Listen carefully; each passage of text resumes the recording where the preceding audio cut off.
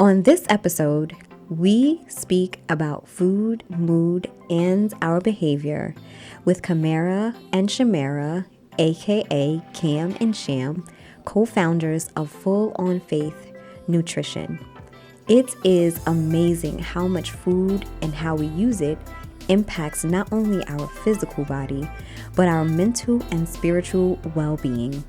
Listen in as we discover how to feed our mind, body, and spirit, and be reminded of your worth when it comes to your temple.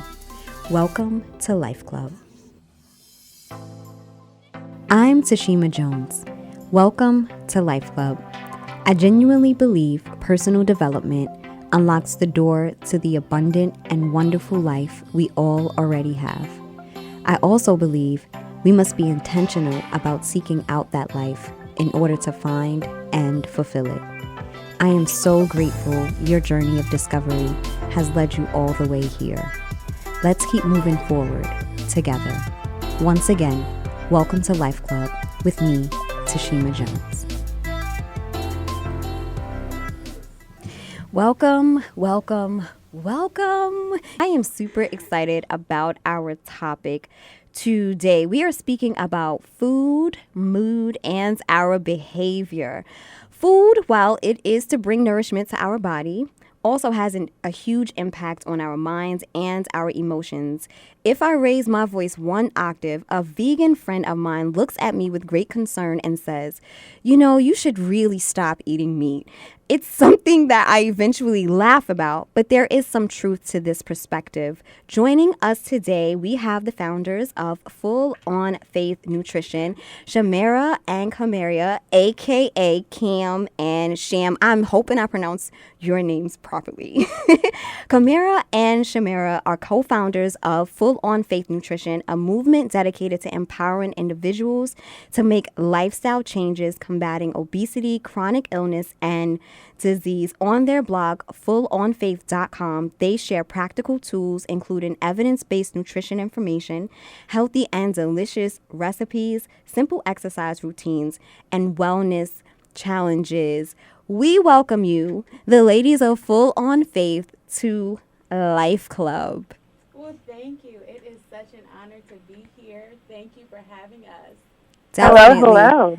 Awesome. So, this is like a double header because we've never done the same 7 with 2 people at the same time. So we're going to have to make this work. Okay, so here we go. The same 7 rapid fire round questions. You're hearing it first with 2 people. Let's do it. First question.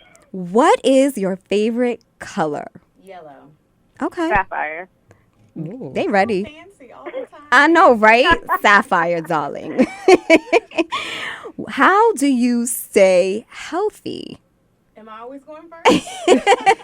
I'll go. I'll take this one. So I eat a lot of non-starchy vegetables. So like sauteed greens, garlicky kale, collards.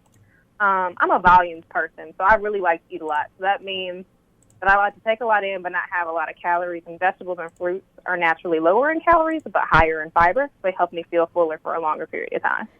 You two are going to have the best answers because of what you do. I'm just saying. Okay. How about you? I'm going to play off of that. I go by a rule of thumb, always add a veggie. I know when people are talking to nutritionists or dietitians, it's always focused on, I can't eat this, I can't eat that, taking things away, but I'm all about adding something. So I'm like, okay, whatever it is, if I'm going to sit and eat pizza, I need to add a vegetable to it. Whatever it is, add a vegetable. Okay, that's good. I like that. What song best describes your life? It Was a Good Day by Ice Cube. Wow. That sounds a little crazy, but I mean, you wake up and you just appreciate all the small things, and like, what more can you ask for? It's a good day. Good stuff. And how about you? Nothing Even Matters by Lauryn Hill. I know that's an oldie but goodie, but like there are so many things that go on in my life. I have to just focus on one thing, one person at a time, and just let the chips fall where they may, and just enjoy it along the way. So that's one of my favorite songs. Nice. When do you feel most like yourself? Ooh, Saturday mornings. I'm a Starbucks person. So there's two times. One, Saturday morning, I usually take some time to grab some Starbucks. My energy's really high. I'm drinking my little caramel macchiato, and my creativity's going really well for blogs and stuff like that. And then when I'm teaching, a lot of times I teach a lot of classes online. And so it's just really high energy, really fun to connecting with people in that way. And always great to hear their comments back, too. So those are the times I feel the most like myself. Good stuff. Good stuff. And? I think for me, feeling most myself is really talking to people about the power of food and just helping them connect with that. So whether that's, workshops, whether that's just talking to people one-on-one, whether that's being in a garden and like walking through how to plant food and grow food, all of those things just make me feel happy at home and like myself. Yeah, it's making me feel happy just listening to it. And if you could go anywhere in space and time, where would it be and why? So I'm just going to take that as there's no restrictions on this question. Not at all. If I could go anywhere in space and time, I would go to this present moment, but I would be here fully present and learn how to experience just being in the moment. I think so many times we go about the day and we take each moment for granted, or we always want to be somewhere else, or we always want to go somewhere else. But if I could just really experience this present moment to its fullest and not consider anything else, I think I could take that and carry that with me so I could do that more often. That's good. I like that a lot. Yeah, I echo that sentiment. Again, with the whole nothing even matters piece to that. It's like, nope, just stay here in that space and that time, because it's hard to do that oftentimes. Yes, it's so true, because it's like when you finally, it's like we can't wait to get to a certain moment, and then when we're there, we're like on to the next, or thinking about what just happened. And to just imagine if we could be fully in this moment, how much more we would hear and grab it, and just take in. I'm going to start practicing that more often. Okay, what advice would you give to your younger self? I would have told my younger self, my college self, to play more. I think I was so serious about getting everything done, and I was so focused on school that there were a lot of enriching experiences that just passed me by. And so I think I would have stopped and smelled the roses a lot more often. For me, it definitely would have been, girl, go with your peace at all times. There were so many times like I would feel the need to do something or feel I needed to be somewhere, but because of what other people were doing or because of what other people were saying, I wouldn't go with that peace. And every time I've gone with my peace, it has never steered me wrong. So I would tell myself that at a younger age, so I could start practicing that at a younger age. These are some tips and tools already. I mean, okay. And last but not least, in your own words, what is the definition of life? Ooh. Definition of life. Getting back to self. I'll explain that a little bit. I know this is supposed to be rapid fire. And I know. No, it's real life right now. But I feel like in life we're born and we have, these desires and things in our hearts that we want to do, we want to accomplish, things that make us who we are. And as we go through life, there are just different burdens placed on us, different expectations, people telling you who you need to be and what you need to do and how you need to feel. And I really think the journey of life is like going through all of that and then learning how to strip that away and getting back to self. So that's what I'm going with. That's good. That's really, really good. And Cam?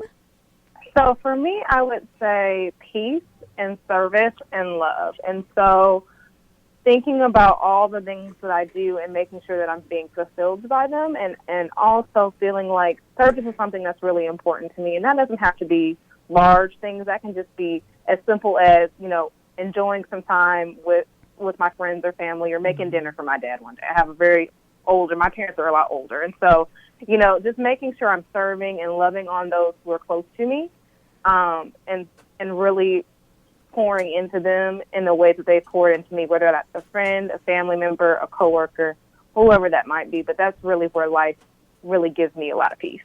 Good stuff. I need to play this back, take notes, and start applying what I'm learning from this session of the same 7. Thank you guys so much for partaking in our rapid fire round of questions. We're just going to dive right into our topic of food, our moods, and behavior. Now, going back to my vegan friend who's always telling me that the reason why I'm acting a little extra is because of what I'm eating. Share with us the truth behind food and how it impacts our behavior. So I think there's a lot of different ways that food can impact your behavior. And it doesn't necessarily have to be what you're eating. It could also be what you're not eating. So hangry is real. It is. It so is. And not fueling your body properly can really cause you to have low blood sugar. And I won't get into the specifics. I'll let Cam handle that. But really causing you to be angry and respond in a certain way. Cam, what are your thoughts? Yeah, so with all of that, we want to make sure we're fueling our bodies well. And our bodies kind of have this response to blood sugar or sugar, which is glucose. And so our mind, our brain primarily runs off glucose. So if we're not putting enough of that in the right types of sugars and starches and fibers in our body, then what happens is we see some changes in mood and changes in behavior and alertness. So, say you have a 10 a.m. snack. You have a choice between some Oreos or a granola bar, like a fruit nut granola bar.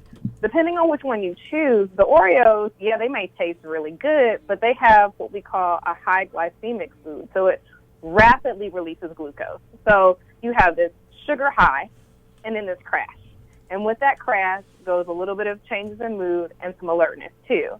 Whereas a lower glycemic food, which would be that fruit and nut granola bar, you have this steady increase in your blood sugar. And our bodies like that a lot more. Our minds like that a lot more. It helps us stay more alert. We have this slower release of that blood sugar, and it allows us to not have such great fluctuations in mood. Definitely. So is it safe to say that we have to we have to eat not only for our physical being, but also for our mental and emotional well-being? Absolutely. Absolutely. Okay. So what are some of those foods that we should be partaking in on a regular basis? I know we've seen the food pyramid and all that good stuff. And one of the other things for me has been eating for my body. Oftentimes everything is kind of general, but not everything that someone else could eat I should be eating, especially if I have certain issues. Like I dealt with eczema for a very, very long time. And that's been part of my journey of just eating healthy and really figuring out what works for me. And it also showed me that there's so much more to food than just being fulfilled, eating because you're hungry. Absolutely. And it also showed me that our body parts react to certain things, and it expresses itself through our skin, through our hair, through all of these things that I wasn't necessarily taught as a young person. I didn't know that I shouldn't eat a lot of acidic foods and things of that nature. I didn't realize that eczema was due to a lot of stress and things, so that really pushed me to pay more attention to what I was eating. And it also showed me that it's not like a one size fit all diet that we should partake in. So what are some, how do we find out what we should be eating? I've done some real natural things okay, let me take my blood to see what I'm allergic to or what, how do we start that process of really figuring out what foods are great for us? So I think this is a really good question. And I think people get caught up in a lot of fads. So they just want to try the newest thing to see what works. But the thing is, oftentimes your body will tell you which foods work for you. And so you'll eat different foods and you'll notice difference in your energy levels. You'll notice differences in your mood, and you have to be in tune enough to pay attention to those things. Now, with that being said, certain things like vegetables, yes, we need them. Our body loves them, but we may not have the taste for them. That doesn't mean, oh yeah, my body don't like vegetables. I'm not going to eat that. No. Just being completely transparent. I didn't grow up in a house where vegetables were a thing. We had to turn you. Yeah, maybe I get some canned green beans or some corn, but that was it. So when I went off to school and tried to figure this thing out for myself, I had to force myself to eat vegetables. And they did not taste good to me initially, but I kept making myself doing it and making myself do it. And it got to the point where I acquired the taste for them. And so now at this point, if I sit down at a meal and I don't have a vegetable there, I feel crazy. But it's because I pushed myself and made myself do that. So just to throw that in there, yes, your body will tell you what things make you feel good and help point you in the right direction. But there are certain things like our vegetables that we just need to push ourselves to do more of. Definitely, definitely. And would you like to add to that, Kim? Yeah, I definitely think that, it's trial and error. Everybody's a little bit different. I know that I really can't have heavy lunch meals. Like, I have to have something relatively light for lunch, because if I have something heavy, I'm falling asleep at like 1:30. Like, it's a wrap for me and the rest of the day. And so it just all depends. But I also know that, I really crave certain things and like different things. And so, like, for me, a vegan lifestyle might not be the best for me, because I really like cheese. That's not going to work. And at that same time, I really like seafood. And seafood has some wonderful omega-3s, some salmon and really high fatty fish are really good for you. Sardines, too. I guess we don't talk about those. I had enough of those in my day, but it wasn't the fresh ones. It was straight out that can. Now, if you're deep frying it, you just ruining that whole situation thing and trying to keep it healthy. But, if we're baking and broiling it, that can be really good, not only for our mood and helping increase our mood and our memory and our alertness and learning, but it is good and helps nourish our cells and our bodies as well. So, yeah, it's definitely trial and error. Trying to figure out what works best for you in some regard. Definitely, definitely. So, like I said, I got a little deep with this, trying to figure myself out. What is the deal with the circadian rhythm? And is that a real thing? When it speaks about when you should eat and when you should nap, and is that something that we could apply to our lives? Or is it just something like just a theory? I think we can. It's hard. Because I kind of drove myself a little crazy trying to keep up. Yeah. I was like, all right, we just going to have to go back to 3 meals a day. Because this is not working. There's so many different things that we see that people end up kind of doing. Some are fads, but some are just very restrictive. And it doesn't allow you to really be mindful of yourself and your moment and and kind of have a mindful eating experience. And so really thinking about your own body, kind of how Shan was talking about earlier, and just saying, when do I feel hungry? When do I feel full? Your body will tell you when to stop. Your body will tell you, hey, it's time. We need to go. Hunger is starting to set in. Like, we're getting at that point. Like, I need you to put something in me. And so, folks are doing different diets. Like, the keto diet is one that people are really specific about. And it's like, for certain conditions, that can be helpful. For the vast majority of us, not so much. So, yeah. Okay. Yeah, and the circadian rhythm is a very real thing. And we do have dips in like our energy levels and times where we should be resting. And I think it gets tricky because with how busy we are, it's hard to really tune into that. And so while ideally we'd like to be able to stop and eat at certain times or stop and rest at certain times, all the demands that we are met with, it's just hard to keep up with that. So in really taking a step to live a healthier life or, just on your journey to a healthier self, it's really figuring out what's most realistic for you. Because you can read something and say, oh, this sounds great. And certain people have been seeing such great benefits. But if that's not going to work for you, if that's not going to work for your lifestyle, if that's not going to work for your pockets and you can't financially sustain that, those are all things that you have to take into consideration. Yep, added stress. That sounds like a whole lot of added stress to me. Ain't nobody got time for that at all. So speaking about, eating and diets, things of that nature, in my mind, I have told myself that a diet is like a food budget. What goes in, just keeping track of what's going in and what you're getting out of it. But oftentimes the idea of a diet is so restrictive. What is a diet? Is it just, I guess, what you eat and not necessarily how much you eat or how often you eat? What's the healthy perspective we should have when it comes to this idea of dieting? So I will say we are not the biggest fans of diets in and of themselves. Remember, I said at the beginning, I'm a volumes person. So, I have to think about knowing that I like to consume a lot of foods. It's really more or less for me the types of foods I'm consuming, and really being mindful about how my body responds to those different foods. Diets often are really restrictive, and I think our approach to the way we think of healthy eating and healthy living is to add things, right, and really be mindful of what we can add to as opposed to take away from. Sometimes when we take things away from the list of foods that we love to eat, it's like you focus and hyper-focus on what you've taken away as opposed to really enjoying the things that you could add that you might have enjoyed that you never really knew because you never really gave them a good shot, like Sham with her vegetables. Yeah, and diet, I think a lot of times it's referred to in science, like more of technical, your diet and the things that you're consuming. But in actuality, it's just a term that, okay, what's going in your body?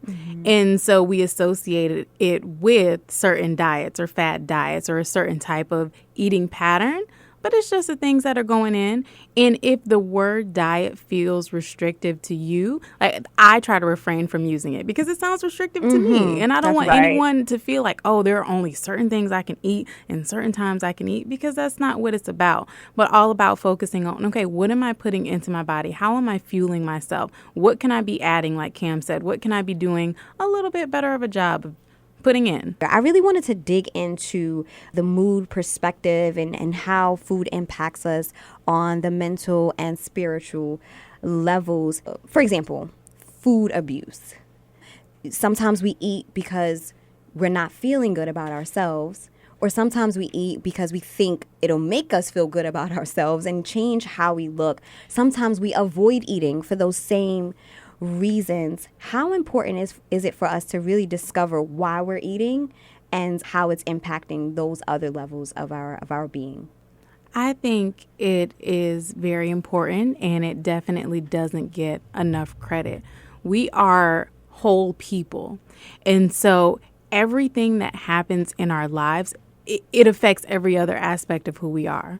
So if you're very stressed and you're going through something, and that way it's going to affect you. It's going to affect your food. It's going to affect whether you want to eat, what type of foods you decide to eat, and things like that. So when we're thinking about really pushing towards a healthier lifestyle, we have to address all of the pieces of self. So it can't just be, I just need to change. I'm not eating enough, so I'm just going to start eating more and then everything is going to be okay, because it's not. Like if there's something bothering you, if mental health is a challenge, then that is something that needs to be addressed before you can just throw a Band-Aid on the food piece. It's just not going to work that way. And it's something very common, even when I work with people and I see people, we got to sit down and talk about the heart issues. We got to talk about all those things first before we even get to food, because that's going to continue to impact your decisions and your choices. So it sounds like what you're saying is that when we are eating for other reasons than hunger, it's usually the result of something going on a little bit deeper, and it's not the eating of the food itself. Right. And usually it can be immediate stressors. Like certain people have cravings for certain things when they're stressed or they're experiencing anxiety. So, for example, I know very specifically when I crave a caramel frappuccino, grande size, with the whipped cream on top, that I'm probably going through a little bit of a stressful moment because that's like my trigger food, right? And so, or trigger drink, I guess I would say. But, our stress hormones, that cortisol, definitely help kind of encourage us to have those foods that are a little higher in fat, a little higher in sugar, because they make us feel good, but it's not necessarily nourishment for our body, depending on what we're eating and how much of them we're consuming as well. Definitely. Could you share a little bit more about cortisol? Because it's like a super popular, hormone that, again, speaking about the issues that I've had with eczema, and it's like cortisone 10 has been my best friend. And I'm just like, how can I control or produce this hormone in my body? But speak a little bit more about what it is and how it impacts us. Right. So it's a stress hormone, and it's really meant to help us control our blood sugar levels and regulate our metabolism and help reduce inflammation. Well, how it happens is that when we're in times of higher stress, we produce more of that. And that the problem happens if we're in chronic stress. So, sometimes we need to get moving and up and going. And so if there's a little bit of stress that's happening, that gets us to be alert enough to go ahead and move and do what we need to do. Get out of harm's way, whatever that might be. But if it's chronic stress that we're experiencing over time, that's not good. And it's especially not good for our blood sugar levels. And the reason why that's so bad is kind of something we talked about earlier. We want to make sure we're having that slow and steady release of blood sugar throughout our bodies, and not these high and low dips that can cause us to have differences in attentiveness and alertness and mood. Thank you.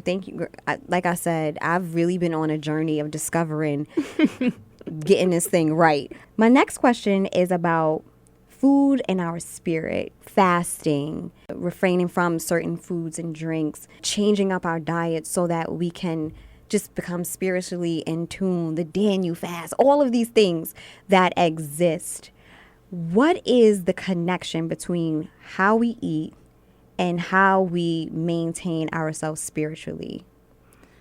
That's a very good question. And it's a tricky question, right? Because we're supposed to take care of our temples and do things like that. And I don't think we take that literally all the time. Just a brief, I guess, explanation of how Cam and I really came together to start Full on Faith. We were at a big, like, spiritual women's empowerment conference. And the pastor stood up and he was like, okay, it's time for us to pray about all these diseases that are really ailing us. And it was a stadium filled with women. And so he stands up and he's like, if you are dealing with diabetes, I want you to stand up and walk to the aisles. And so I saw all these women stand up. They walked to the aisles. Like, if you are dealing with heart disease, or if you are dealing with obesity, I want you to stand up and walk to the aisle. So I watched as more women stood up, went to the aisles, and one after one, every single woman on our row stood up and walked to the aisles. Wow. Yeah. And so just looking around and seeing all these people praying and praying and praying these things away, but it's like, we need the tools to take the action. And I won't even say that we are not taking the action. A lot of times we just don't know. We don't know what steps we're supposed to be taking. And with that being said, it's hard, and I understand it's hard to put a lot of these things into action to change the way that we're eating. But the best way to really approach it is to focus on one small thing at a time. We have enough coming at us than to be like, okay, well, I need to put down the soda and I need to add a vegetable and I can't eat meat and I can't. No, it's not going to work that way, and it's not going to be sustainable that way. So if you think about your lifestyle, and a lot of times we know the things that we need to work on. We know the things. Pick one of those things. So say, for instance, maybe, and like, this is always a judgment-free zone, but maybe you're drinking like 3 2-liters of soda per day. And you're like, I think that's an area that I could really work on. So instead of those 3, maybe I'll try to get it down to 1. So small changes like that really add up over time, and it's much more doable than trying to throw out the whole, out the whole pantry and get rid of everything. Now, don't get me wrong. Some people are all or nothing. So it's like, either I'm going to do this full throttle or I'm not. But definitely, if we're trying to get into taking action, just focus on one thing, one small thing. And once you get that down, then add another one, and then add another one. I really felt that story about the women's conference and just visualizing it. And I think it's so important for us to pray and also to act. Exactly. And I think a lot of the things that we are trying to overcome through prayer, there's also some action steps to take with it. And I don't think that we really bring those worlds together. It's spirit, but it's also natural. And that's how you get the supernatural. But it's so real. It's so real, because even me, for myself, it's like you sit and you pray and you pray and you pray. And when you don't see that change, you feel as if, prayer doesn't work. Exactly. And it's like prayer. I'm not even going to cry. I'm not going to get emotional because it's coming on. Real. But because God has his part and you have your part. Yes. And my mom used to always say, faith without works is dead. And she was diagnosed with hypertension when I was really young. And so when I was right around 13, she decided, look, it's time to do more than just pray about it. I got to be about it. She took all the pork out the house. Bacon, gone. Like, all of it. Like, steak and pot roast. My dad would make these nice pot roasts on Sunday dinners. We didn't have a pot roast for years, and she changed the way she cooked. She started cooking with less salt and cooking a lot more with herbs. And my parents are from Alabama and Texas originally. I grew up in Michigan, but they have some very southern roots for the way in which they prepare food. But she just refused to have to deal with this issue with hypertension and to have to continue to be on more and more medication. She really wanted to make an intentional effort about having some dietary changes to alleviate some of the issues with that. And then she also added some exercise as well. But faith without works is dead. We got to be about what we're trying to do and the changes that we're trying to make, and definitely having that spiritual piece there, but also that practical piece of it. And it's not hard, or it is hard in terms of kind of shifting that gear. You know, some things might seem simple, and not so hard, but when it goes into practice, it can be a little more difficult than we think, and we got to just stick to it until each of those little baby steps builds upon each other to something that really is great and can become supernatural. Definitely. And it's, like you said, faith without works is dead. And I think sometimes those works aren't really always what we think they may be, but you have to start with where you are.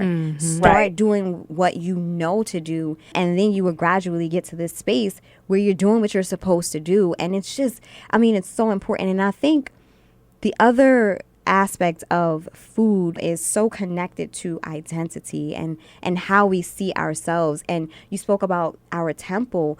Oftentimes people don't even have the healthy self-esteem and a healthy self-image to say, you know what, I am worth a carrot and some broccoli or cauliflower. It doesn't, sometimes people don't see themselves as being worthy of having a healthy body and having a healthy spirit, and understanding that it's kind of like watching television or taking drugs even. It's like, what are you putting in your body, on an everyday basis? And how is that showing your self-worth? How is it showing the value that you're placing on yourselves? And because I think, especially, in just the culture, the American culture, we don't naturally have a healthy diet. We just don't. We really, really don't. So I think for us, it's more of, like you mentioned earlier, pushing yourself and pressing yourself to really do what you believe is the right thing to do. Right. And I wanted to add on to kind of piggyback off of what she had just said. I myself was raised into a family who we were all obese, even currently. It was based on our Southern roots, the way we ate, the way we were raised. So I didn't know that we were unhealthy or even had any type of health issues until maybe my grandmother was older, and now she's diabetic, and my mom, and this, that, and the third. So I think it's really hard to sometimes transform what you were programmed to do. How would you ladies suggest that when you're breaking away from family traditions, I know you said one by one, but mentally, what is the thing you could tell yourself to kind of program? Because I think for me, I know the rules. Like you said, I know what I could do to be healthy, but I kind of need I don't want to say a mantra. What can I do mentally to remind myself, you know what? Separate yourself from this, because you are facing heart disease, hypertension, diabetes, everything you named is very common. What can I do to kind of reset my mind versus just my habits with eating? So go ahead, Cam. So one of the spiritual ones that we always say is 1 Corinthians 10:31. So whether you eat or you drink or whatever you do, do it all for the glory of God. And we really do mean that literally. When we think about those things, what are we eating? What are we drinking? What are we putting in? Being mindful of where we are in the moment and knowing that it's progress and not perfection. So every little step that we're taking, the glass of water that I chose to drink today, the 2 glasses of water that I chose to drink today, as opposed to drinking the soda that I would have regularly had, was a step in the right direction. And knowing not only is that being beneficial for me, but it's also showing that I appreciate the body that God gave me, right? And kind of thinking of it from that additional spiritual perspective that allows us to stay motivated during some of the times where it's not so hard, where it can be hard for us to make the choices that we would make that are different from tradition. And knowing that sometimes it might not always be the best feeling. I remember the first time my mom brought greens down for for Thanksgiving one year, and she had started cooking them very differently. And my aunt put a stick of butter in her greens, a whole stick. And we were like, what? We just talked about this. Just had this whole conversation about how we're all trying to eat healthier, and it's like you just went back and just took away the whole piece of what we were trying to do because you're so used to a certain taste and a certain feel of the foods, and it's like, you know, she didn't even try it. It was so funny because it was like, had she tried a little bit of it, she might have had a different feeling about it, but I guess she was looking for a certain look in the dish. But yeah, it's educating those around you to help you make some decisions as well.